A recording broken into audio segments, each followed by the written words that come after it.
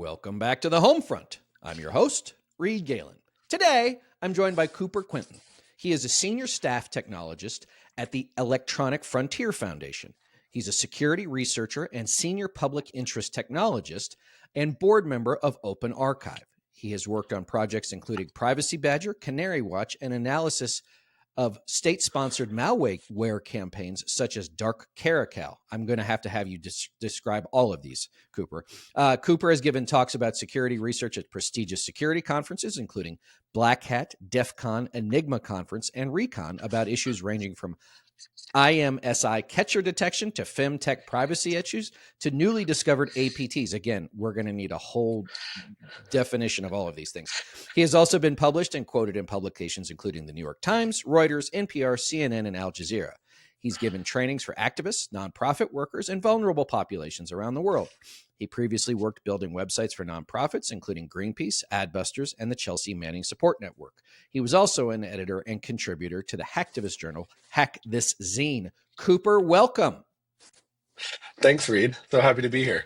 So one of the reasons why I wanted to have you on is specifically because of your bio and things like that, which is I'm gonna be my own worst advocate here, is that I am so ignorant to so much of this stuff. And I will say without offense that I believe that most of the people watching or listening to us are too, when it comes to these things, that all of this stuff goes on around us.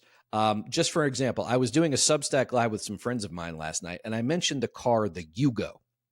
Okay. Yeah. Remember the crappy old car from Yugoslavia in like the 80s? Yeah. Yeah. As I was doom scrolling this morning on TikTok, I got a video about a Yugo. And so, like, am I at the tail end of surveillance, or is that just a component of it? So take us through the wild and woolly world of always on recording, video, how this goes in with things like Palantir and other government sponsored or activated surveillance techniques. Sure. Wow. A very broad question, but I will see if I can give the 1,000-foot view of all the things going on in the wild world of surveillance. And I mean, yeah, surveillance is not something that we should have to think about, right? Like, it's not surprising that, that this is not, I get paid to think about this stuff, right? And it's my job and it's my passion to think about surveillance and privacy and protecting people's privacy all day. But I would love to live in a world, and I think we should live in a world where people don't have to think about this all day, right? It should be my job. It should not be your job, right? You shouldn't have to think like a spy and act like a spy just to go about your life and exercise your constitutional rights to free speech and free expression. But unfortunately, we don't live in that world. We do live in a world where surveillance capitalism, corporate surveillance, right, and also government surveillance are increasingly a factor in our lives. So to take your first story about the Yugo, that's a super common story that I hear all the time, right? Like I'm certain that my phone is listening to me, right? I was talking about XYZ, and then the next day or a couple hours later, an ad popped up or some Instagram video popped up for XYZ. The good news is that we have not seen any evidence that your phone is always listening to you all the time for the purposes of targeting ads. The bad news is that what's actually going on is much more complex and I think just as scary.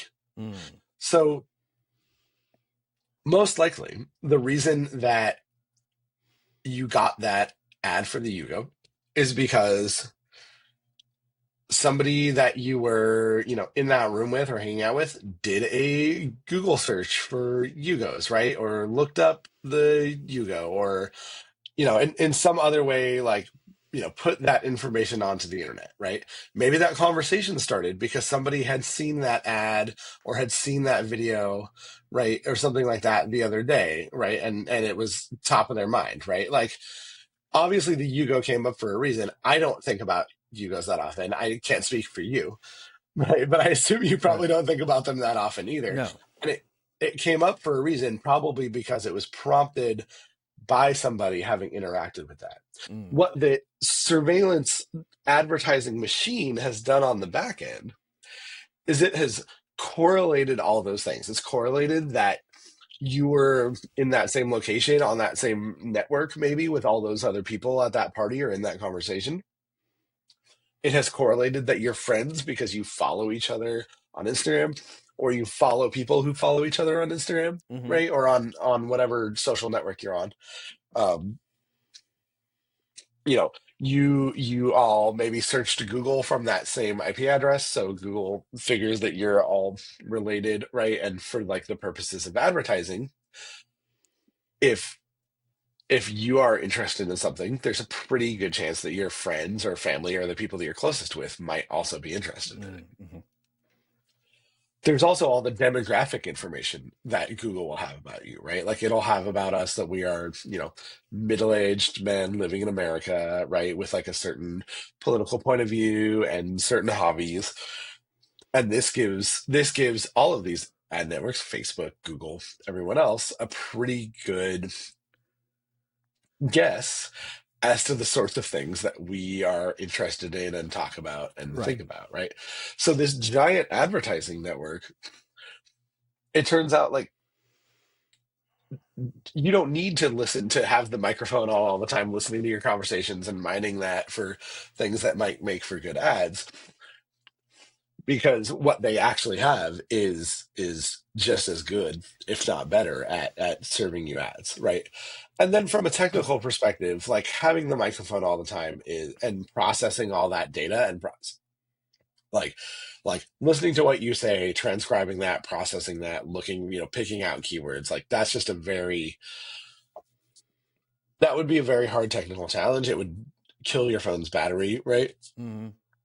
It would be really hard to do. Even so, there is, for example, malware, which is like a malicious computer program or a malicious phone app that does turn your microphone on, so that like this is like advanced state-sponsored malware, that would have the capability of turning your microphone on and listening to your conversations, right? But that's just making that is merely a classical phone tap, right? Like Yeah. Right. there's not any like, there's got to be somebody at the other end listening to that conversation, Yeah. right? There's not any like automated transcription and then like analysis, right, of that. So yeah, it's something we hear all the time. It's a common thing. And like, to be clear, the fact that our phone, the like ad network and the tracking on our phones, like the tracking of what we're doing and what we're on our phones is so invasive that it leads people to think the phones are listening to them all the time. This Right. is not good, right? Right. But we do it anyway, right? We carry them around 24/7 with us. Yes, exactly, exactly. I mean, it's amazing, right? They're this really like they've become indispensable to us so quick. And yet, if you told people in the 60s, right? Hey, you want to carry this government, tracking and surveillance box around with Right. you all the time, right? You'd be, if you told people that in the 80s, they'd be like, you must be out of your mind. No, Right. right? So But it's let's become such an indispensable tool. right. So let's switch to the government surveillance. 2 weeks ago, you and a number of EFF and a number of other organizations sued the Trump administration to stop ideological surveillance of free speech online. And the headline from your press release says, "Viewpoint-based online surveillance of permanent residents and visa holders violates the First Amendment," the lawsuit argues. So this is the idea, I guess. Well, I'll ask you, Cooper. Is this the idea that that visa holders, permanent residents, and I assume even citizens at some point are being surveilled for their political beliefs or their political statements? Is that the idea? Yeah, that's exactly right. So ICE has, in the last few months, really ramped up their surveillance capabilities, and they've bought a number of different technologies for the purposes of surveillance in America, right? And they will say that it's so that they can help fulfill their mission of catching the worst of the worst of Right. people who are here and undocumented. We've already seen plethora of evidence that this is not the case, right? They're arresting children, they're arresting people who are here legally, they're arresting citizens, right? In many cases. So one of the surveillance technologies that they've bought is or that they're interested in acquiring is social media monitoring, right? And they're interested. It seems like they've acquired a couple of different potential technologies for that. It seems like they're also interested in staffing up just a big staff to go through social media and look for anything that might be of interest, right? Hmm. Um, and what we're seeing is that this is chilling free speech online, right?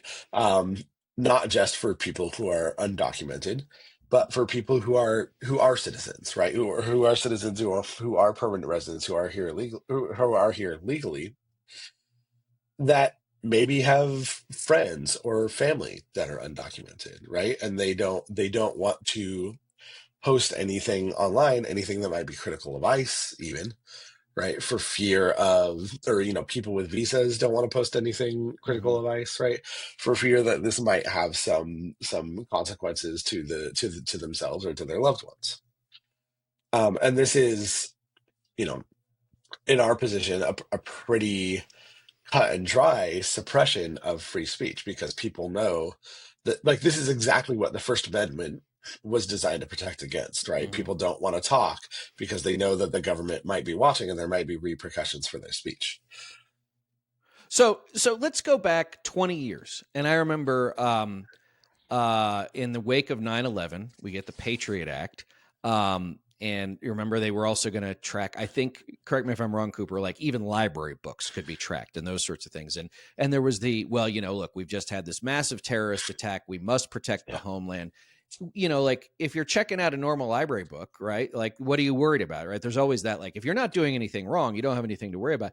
Then I remember a story on Frontline about how at the San Francisco offices of AT&T, like some guy had gone into a room and basically put an internet sniffer on a line.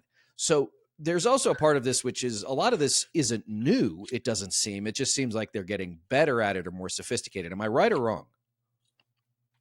No, that's absolutely right. I mean, the surveillance state in the US has certainly become a really booming industry ever since 9/11, and to more point, the Patriot Act Mm-hmm. um really opened the door for a lot of this type of surveillance, right? The story you're talking about, Mark Klein, was a AT&T employee who discovered that the NSA had a secret room in San Francisco's AT&T data center, right, in their switching facility. There was a room that had four deadbolts on the outside and No doorknob. no way to get in, no Yeah, doorknob, yeah. right? So you could only come out. And he, figured out that it was NSA, and what he figured out was that this was a room for the NSA to tap the communications, the incoming and outgoing calls of basically the entire West Coast, right? And what they were doing was basically splitting all those off, right? Recording them, and recording them. He actually brought this evidence to EFF, and then we told him to, go bring it to a journalist. But we ended up representing him and suing the NSA over this. But this was back in, the early 2000s, right? So, like, this has been going on for a long, long time. What we're seeing now is a very mature industry around this, right? And that's the big difference here. In the 2000s, the NSA spun up a lot of, really awful and unconstitutional, we think, surveillance programs, right? And a lot of those that were, leaked by Ed Snowden. Right.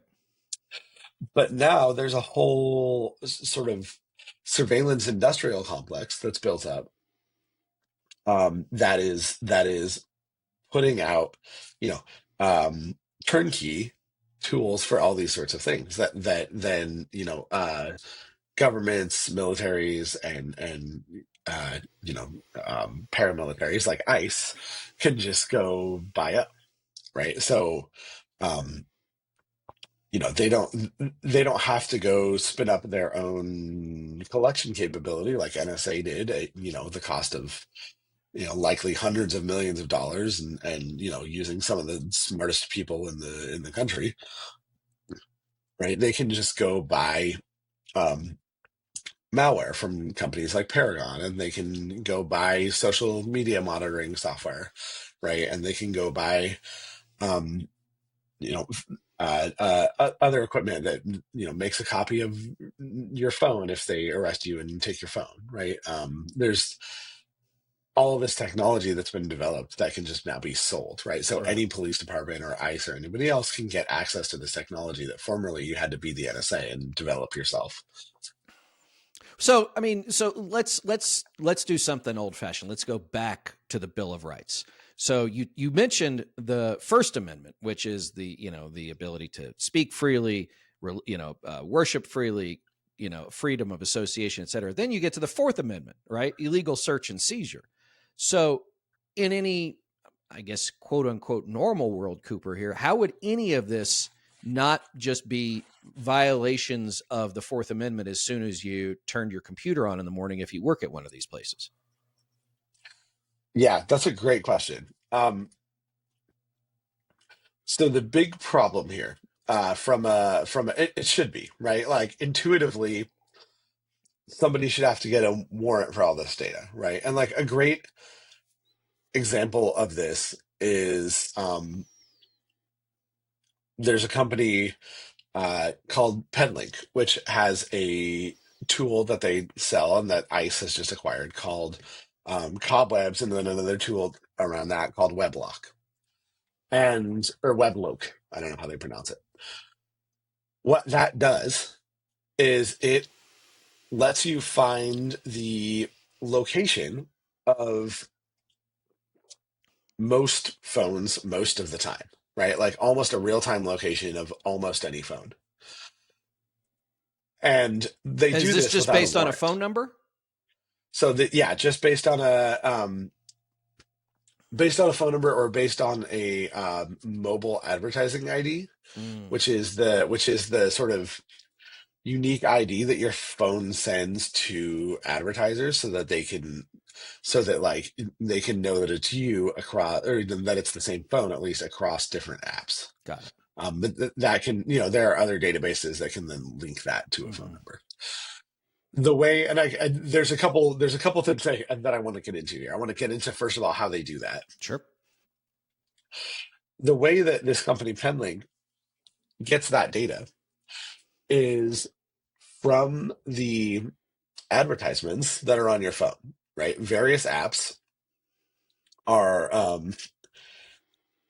have ad libraries in them, and those ads get your mobile advertising ID, sometimes also your phone number, right, or other identifiers for you, and also oftentimes get your location. And then those apps, the advertising parts of those apps go into what's called a bidding network. And so they say, I have this person here with this mobile advertising ID. This is their location. These are their interests. Who wants to pay and how much to serve this person an ad? Mm-hmm. And this all happens in milliseconds, Right. right? And This our all friends happens that super check quick. my ads have done a lot of work on this. Yeah. Um, so what what Penlink does is they sit, and a few other companies do, is they sit on that bidding market, and they just record all of the every time that the some seller pops up and says, hey, I have this person with this mobile ID at this location, right? And they're just scraping all that data and then basically putting it into a map that police can then search. Okay. Right. So if I figure out your mobile ad ID, I can then, they could then use that data to sort of reconstruct your location throughout the day, or even like where you currently are. Um, so that is how PenLink works, and that's like one way that your phone's location can be tracked. Now, it would make sense intuitively that police should have to have a warrant to get this data, right? If I'm law enforcement and I want to know where you've been, if I wanted to physically follow you, I would have to get a warrant, right? If I wanted to get that data directly from your phone, I would have to get a warrant. But there's this really bad piece of legal doctrine called the third party doctrine, which says that if you have given this information to a third party, like a private company, you no longer have any expectation of privacy around that information, and therefore it can be gotten by police without a warrant. So what police have figured out is that they can end run around a requirement for warrant for surveillance Right. by having a private corporation doing the surveillance and then just buying the surveillance from that corporation. But Because you again, have, right. in theory, consensually given that information, like you have in theory consented to those ads and consented to giving up that information. In reality, of course, you have done no such thing, right? You Right. clicked through a giant terms of service that you didn't read because you just wanted to use your app, and who reads those things anyway? Right. Well, and when But on my iPhone, when it says ask app not to track, it's first of all, it's a very specific way to say ask app not to track, not tell app not to track. And you can say always, only, whatever. Can I have any, or anybody with a phone, can we have any confidence whatsoever that that app is not tracking us all the time anyway, even if we ask it not to? Or is it so many other things on our phone are tracking us, it really doesn't matter? you can have a little bit of confidence. So we do know that, like, for example, and boy, don't ask me to cite this, Mm-hmm. but I definitely did see at some point that that change in Apple had led to a uh, like very real decrease in, like, or a significant decrease in revenue from Facebook ad tracking. Like it really did apparently, work to stop Facebook from being able to deliver as many expensive ads to people. So may I just interrupt? Um, So this yeah. was Apple's way of making Facebook's life harder, not and we were just the sort of adjunct beneficiaries of it. Yes. Okay. Exactly. Um, that's the only thing that is, enforcing that in any way is, like, if you ask the app not to track, right, and then Apple found that an app was violating that, right, they could potentially remove it from their app store, or Mm-hmm. take other action against it, right? Like, so that there's no force of law Right. behind that, right? There's force of Apple, Right. But, right? Which is almost as good as force of law, right? right. Given that they are a giant, powerful corporation, and if your app is not on the Apple App Store, it might as well not Yeah, exist. you're out of business, right? Yeah. Um, So so how does, I guess there's a couple of questions I have here, Cooper. One um, is there any way, practically speaking, to roll this back at this point? Is there any? I mean, obviously, it would have to be a political decision and a policy decision. yeah, But how do you see that? Because it seems, like we're all in these sort of surveillance cocoons at this point. yet what a terrifying visual. Um, yeah. So the thing that would be the brass ring for us, right? The thing that we really think is needed is comprehensive federal privacy law, Mhm. right? Unfortunately, well, right now the government is shut down, so we're certainly not going to get that right now, Right. right? But this is something we've been pushing for a long time, and it's not gone very far ever. Um, but this is really what we need, right? We have right now this sort of patchwork of privacy laws, right? That you have HIPAA, which gives some degree of privacy for medical information, right? You have COPPA, which gives some degree of privacy for children. You have state-based laws like the California privacy law and other states that have introduced their own privacy laws, right?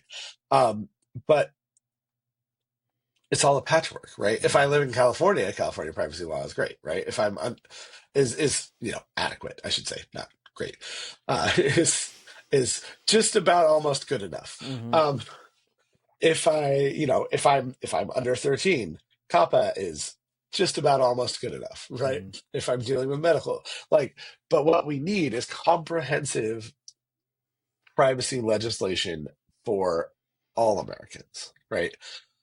I don't think GDPR is perfect. So, sorry. In Europe, you have the General Data Protection Regulation, GDPR. Okay. Um, this is a comprehensive privacy law for all Europeans. And it does a lot of really great things. It does some annoying things too. The reason you see at every website you go to, it's do you consent to accepting these cookies? Take all, take some, whatever, right? Get out of my way. I just want to visit the website. That's because of GDPR. Mm. It's a great example of good intentions executed poorly, right? What they wanted to do was stop tracking cookies, right? But the law was written in such a way that what companies figured out they could do was just put this giant annoying banner up, make it easy to click yes, allow the damn cookies, make it harder for you to click no, please, don't Right. track me with cookies, right? And just mostly just make you so annoyed that you just want to get it out of there so you can get on with your day. But GDPR, I think for its flaws is much better than what we have in America, which is this again, patchwork of sort of competing laws. So that's I think the main thing, right? You need something that's comprehensive because you need the force of law to give people rights, right? To give people the right to not be tracked and not be surveilled by these corporations. Um, and that we think is the best solution. Um, there's also so I'm a software engineer by trade, right? I'm a developer, and I always like to like legislation is great, but it's slow, right? And we EFF do a lot of impact litigation, right? Mm-hmm. Going to court, trying to take things to Supreme Court. That's also very slow, right? And I like to, as often as I can, try to find ways to, how can we achieve what we want to see with technology? Is there a way to get to this goal or like, force this goal or help people at least temporarily to do some harm reduction, right, by Right. using technology? So EFF has a really great program that is one that I worked on early on in my career at EFF, and now other people work on it. It's called Privacy Badger. And this is a browser add-on that blocks the ads and trackers that follow you around online. Specifically, it blocks uh, when you're on website A, it blocks any other websites from setting cookies, from having cookies see you're on that website, right? So like Google doesn't get to, and Facebook and Amazon don't get to know everywhere you've been on the web, right? They only know when you go to Google or go to Facebook or go to Amazon, Right. respectively. So that's the other, like, I think while we are pushing for federal privacy legislation, right? We can try to come up with technical means, right? And like using things like ad blockers, right? Like Privacy Badger, right? Doing things like asking apps not to track in Apple, right? Doing things like turning location services off in your phone when you're not using maps or something like that, right? Right. So that Angry Birds or I don't know what brain rot video game do people play these days? I've Right. I uh, don't know. uh, you know um, showing my age here, Right. but so that whatever brain rot video game you're playing doesn't that thing does not need your location, right? There's Right. no reason for that video game to have your location. There's no reason for Instagram to have your location, right? Like so turning that off is another good thing you can do. There's a lot of good things that we can do as individuals, and I hate that. I don't want this to be something that's up to us individually to solve because we didn't individually create this problem, Right. right? Like we do have to defend ourselves, but really at the end of the day, this is a systemic problem that needs a systemic solution. Right. And you go back to, and you'll know this stuff better than I do. You go back to 1996 and the Telecommunications Act, and it was basically like, let a thousand flowers bloom, right? We're not going to get in any Yeah. way of anything, and we're going to protect platforms from, whatever, to make sure that, they don't have to worry about what might show up there, right? It'll be the publisher, the creator's problem, not the platform's problem. But we see what happens when things are unfettered, which is they are always taken to their worst extreme, whether or not you called it surveillance capitalism or surveillance for the purposes of control. Um, Yeah. Yeah. And I mean, I think that there are some, the good thing about the telecommunications, like I want to push back on that a little bit. sure. The there is a good thing about saying, that platforms are not responsible for the content that people post on. Like if I post illegal content, that's my responsibility, not the platforms, right? Mm-hmm. I think that is, and that's section 702. Yeah, right. Mm-hmm. Yeah. I think that that's a really good thing, like because that actually allows a lot of innovation, right? That allows small platforms like Mastodon and Blue Sky and other, like if you wanted to start your own forum or your own online platform, Right. this allows you to do that without worrying that somebody will get on there and post about whatever random illegal crap, and then you're in trouble because they posted about that, right? I think that's good, but the part where I agree with what you're saying, right? Is that yeah, there was a push just to not regulate anything, right? Just let them cook, right? Let them do what they're going to do, right? Yeah. And what this led to was this, was that they figured out, well, Americans are already used to ads being everywhere on TV and in the newspaper, and I think we can make that our business model too, right? And that turned into a surveillance business model with absolutely no regulation at all, right? and Right. and now now you've got regulation happening, but it's kind of like you were there was they were sleeping on the job for 20 years. Right. um All right. So, Cooper, you have now scared the hell out of us. We're all going to throw our phones in the lake. We're all going to go back to reading books and hardcover hard copy magazines. So, tell us a little bit more about what you are working on, what EFF is working on, and anything else you think our listeners need to know. yeah, definitely. So the I always hate to leave people scared, right? Like because I really do love technology, right? Like I think smartphones without the if we had smartphones without the dominance and control of two giant corporations, right? Like this could be a really amazing technology, right? Like I love having a little computer in my pocket all the time, right? I Mm-hmm. love the way that the internet has let us connect and share with each other, and with with people we would never meet in our neighborhoods, right? Right. Like, I think there's a lot of really good stuff here, and it makes me really sad that I've gone from being a techno optimist in my youth to being a techno pessimist now, right? Because Right. it's been dominated by three or four large corporations who very clearly do not have anything like our best interests at heart. Right. um so I there are ways that you can do harm reduction in your digital life, right? Because I want people to keep living. I want people to keep organizing.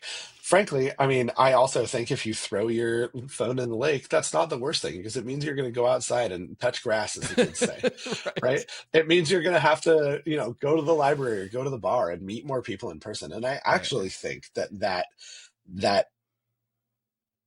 building that, like, you know physical, face to face, and Hmm. outside your house community is super important. It's a super important way for us to fight the encroaching authoritarianism we're seeing now. It's a super important way for us to fight loneliness. But we are going to continue to be on our technologies, and so when we are, I want people to be safe. So one of the projects that EFF is working on, that I think is one of our best projects, is our surveillance self-defense guides. And these can be found at ssd.eff.org. Okay, and we'll put that in the And show we notes too. Thanks. And we have what is the longest running, actively maintained set of security guides out there. We have in-depth, really in-depth guides on how to think about security, right? How to protect your phone, right? What to do. We have a series of guides for activists, right? If you're going to a protest, what you should think about beforehand. Um, we have guides on how to block ads, how to protect your computer, all sorts of guides. And we have a dedicated full-time staffer, who's a really excellent writer, whose job is just to make sure these guides are up to date and maintain them. And he does that through the work of our technologists and researchers and lawyers who stay really at the cutting edge of what the best advice to give is, right? So I really, really like our surveillance self-defense guides. Um, we also have a really interesting project called the Atlas of Surveillance. This is put together by two of my other colleagues, and this is a database of the surveillance technologies that are in your town, right? In any town in America. Mm. So they have compiled this database through public records, through reporting that others have done, right, through contracts. And so whatever town in America, whatever city, whatever county in America that you live in, you can plug it into this tool, the Alice for Surveillance, and it'll tell you what surveillance technologies the police in your area have bought Hmm. in the last 10 years or whatever. And this is really useful for, especially for, if you're protesting, or if you want to go tell your city council that you don't think the police should have this technology, right? This is a really useful tool for a lot of people. My main project right now is one called Ray Hunter. So this is a little piece of software that runs on a cheap $20 mobile hotspot, right? That you can Hmm. buy on Amazon or eBay or whatever. And what it does is it looks for these things called stingrays, also known as IMSI catchers. You mentioned this in my bio. So these are fake cell towers that police can use to trick nearby phones into connecting to them, and then they can use that to track down a specific phone. Ostensibly, these are used for manhunts, right? Like Hmm. finding a specific person, in under exigent circumstances, right? Basically, like, we need to find this person right now because they've kidnapped somebody, right? Or they're on the, they've escaped from, jail, or we suspect them of a murder and they're on the run, Right. right? That sort of thing. Um, my concern was that these can also be used to, say, for example, identify everybody who was at a protest, right? They could also, like, they could be used to surveil people's phone calls, right? Because you connected to this instead of the tower, Mm-hmm. right? Instead of a real tower, right? So they could be used to sort of in real time listen in on people's phone calls or read the text messages that people are sending. So we built this little tool to help us determine how often these are being used in the US and sort of what they're being used for and how they work. And so we've actually had hundreds, if not thousands of people, but probably high hundreds of people all over the U.S. running these at protests, running these as they do their daily Mm-hmm. routine, um, and all sorts of things. And we've found a couple of instances of stingrays in the wild that we feel pretty confident about as confident as you can without further confirmation from the police, Right. which they will never give us. Um, but we have found a few instances. What we have not found is any instances of these being used at protests, right? And we actually just had a bunch of people send us reports from the No Kings protest that happened a couple weeks back, Sure. at the time of recording here, saying that they had brought this device Ray Hunter with them and had not found any signs of IMSI catchers. So that's great. That means that protesters don't, for now, in the U.S., don't have to worry about IMSI catchers. Right. Instead, they have to worry about all of the other surveillance technologies that ICE has bought to spy on Right. everybody all the time. Right. Right. You don't necessarily need that if you've got 19 other things. All right.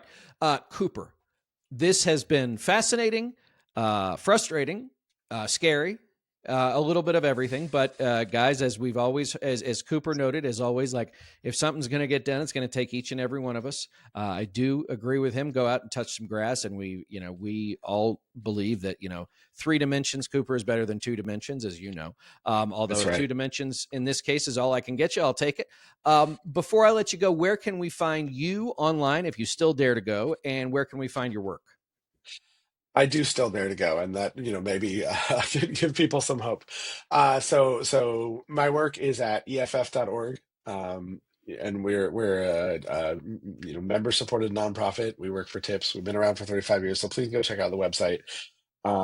You can also find me on the social medias. I am no longer on Meta properties, but I am on Blue Sky at cooperq.com, on Blue Sky, and then I'm also on Mastodon. If any of your listeners are on Mastodon, I can be found at CooperQ at masto.hackers.town. Well, perfect. Well, I am still a Luddite, so I am everywhere at Reed Galen, except for the Meta properties, at which case I am at Reed_Galen USA, and always over at Substack and the Homefront. Cooper, thanks for joining me. Thank you so much for having me. It's a pleasure. And everybody else, we'll see you next time.